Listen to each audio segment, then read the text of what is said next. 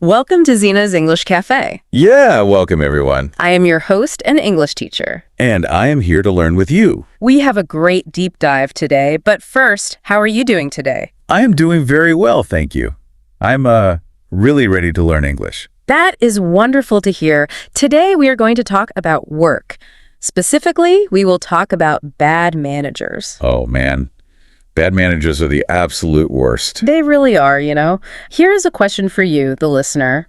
Have you ever had a very bad boss? Yeah, take a second to think about that. Most of us have a bad boss story. I actually had a bad boss a few years ago. Oh, really? What did they do? Well, he never let me work alone. He always looked right over my shoulder. Oh, that sounds very annoying. It was. I could not do my job well.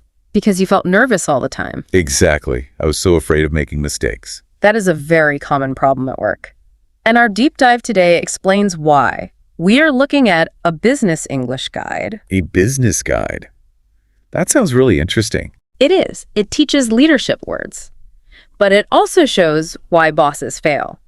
Let us learn some important workplace vocabulary. Okay, I am ready for the new words. Our first big word is micromanagement. Micromanagement. That is a really long word. Yes, it has two parts, micro and management. Micro means very, very small. Oh, like a microscope. Yes, exactly like a microscope. And management is how you lead a team. So micromanagement is controlling every tiny detail. Oh, like my old boss did to me. Right. He wanted to control everything you did. That is exactly what micromanagement is. I see. It is a very useful word. Now, what is the opposite of that? Maybe letting people work freely. Yes, exactly. We use the word delegate. Delegate. Can you explain that word for me? To delegate means to give someone a task. You give them the job and the power. You trust them to do it well. So a good boss delegates tasks. Yes. A good boss gives you the work, and then they step back. That sounds much better than my old boss. It is. And it creates our third word. The new word is autonomy. Autonomy. That sounds like a hard word. It just means the freedom to choose. You have the power to make your own choices. So autonomy means freedom at work. Exactly. You do not wait for orders. You use your own brain. I would love some autonomy at work. I think most workers feel that way. Now, a quick question for you, the listener. Do you have autonomy at your job? Yeah, that is a great question to think about. Let us look at a story from our guide. Our source talks about a woman named Sarah. Okay. What is Sarah's story? Sarah got a brand new job in marketing. She was very excited to start her job. That is always a really good feeling. Yes, but her new manager was very strict. He wanted to check every single email. Wait, every single email before she sent it? Yes, every single one. Wow, that would take so much time. It did. The work became very slow. He also came to all of her meetings. Oh, wow. He was definitely a micromanager. He was. But here's a big surprise. At first, Sarah actually liked it. Really? Why would she like that? Because she was brand new to the company. She did not know the rules yet. So the tight control felt like a safety net. Oh, I guess that makes sense. He was helping her learn the new job. Exactly. But safety nets are just for falling. They should not trap you forever. So, did she start to hate it later? Yes. After a few weeks, she hated it. She realized he did not trust her at all. Yeah, that destroys your confidence. It really does. She became very afraid. She was terrified of making any small mistake. So she probably stopped being creative. Exactly. She stopped trying to do great work. She only tried to avoid making mistakes. That is so sad for her whole team. Yes. Productivity dropped very fast. The whole team lost their motivation. Because they had zero autonomy. Right. They had no freedom. But let us think about the boss for a minute. Is micromanagement always 100% bad?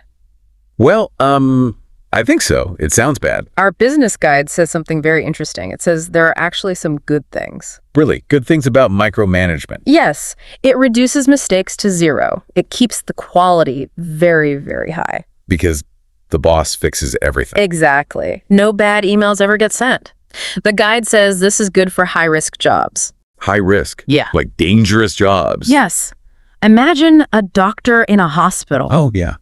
You want no mistakes there. Right. Or a pilot flying an airplane. Okay, I agree with that. But in a normal office, it is terrible. The cost is just too high. It kills creativity and makes people quit. Yeah, good workers will just leave. So how did Sarah's boss fix the problem? Did he use our new vocabulary words? Yes. He learned how to delegate. He stopped checking every single email. He gave Sarah true autonomy. That is great news. Did her work get better? Yes. Her performance became stronger than ever. She started to take initiative. Initiative. What does that word mean? It means doing things without being told. You see a problem and you fix it. Oh, because she finally had the freedom to choose. Exactly. Autonomy creates initiative. But the boss did not just dump the work. What is the difference between dumping and delegating? That is a very important question. A bad boss dumps work because they are lazy. They do not care about the final result. But a good boss delegates. Yes, a good boss delegates, but keeps accountability. Accountability. That means they take the blame. Yes, if the team fails, the boss takes the blame. They trust you, but they support you. That sounds like a really great boss. It is. Now let us look at some grammar rules. Our business guide uses modal verbs for advice. Modal verbs, like can, should, and must. Yes, exactly. You know your grammar. I try my best. Let us look at should and shouldn't. Should is used for good advice. For example, a manager should trust his team. Okay. And what about shouldn't? A manager shouldn't control every tiny detail. That makes sense. Should is a gentle rule. Yes, it makes the workplace healthy, but then the guide uses the phrase need to. Need to. That sounds much stronger. It is. Need to is an absolute requirement. You need to do it or the business fails. Can I try making a sentence with need to? Yes, please do. Okay. A manager need to communicate clearly. That is very close. Let us look at the verb again. A manager is just one person. Oh, right. Like he or she. Exactly. So what do we add to the verb? We add an S. A manager needs to communicate. Perfect. Yes. A manager needs to communicate. Thank you for correcting me. You are very welcome. That is why we are here. The guide also says employees need to take responsibility. That is true. You cannot just blame the boss. Right. If you want autonomy, you need responsibility. They are two sides of the same coin. I really like that idea. The guide ends with one golden business rule. Oh, I want to hear the golden rule. It says, manage outcomes, not every action. Manage outcomes, not actions. Yes. Do you know what an outcome is? Is it the final result of the work? Exactly. It is the final destination. Imagine you are driving a car with your team. Okay, I am in the car. You tell them where the company needs to go. You give them the address. Right, I manage the outcome. But you do not grab the steering wheel. You do not yell at them to brake or turn. Because that would be managing every action. Exactly. You trust them to drive the car. Your job is to make sure they know how to drive. That is a very smart way to lead. Now it is time for some speaking practice. I want you, the listener, to speak out loud. Yes, do not be shy. Speak loudly. Here is your question.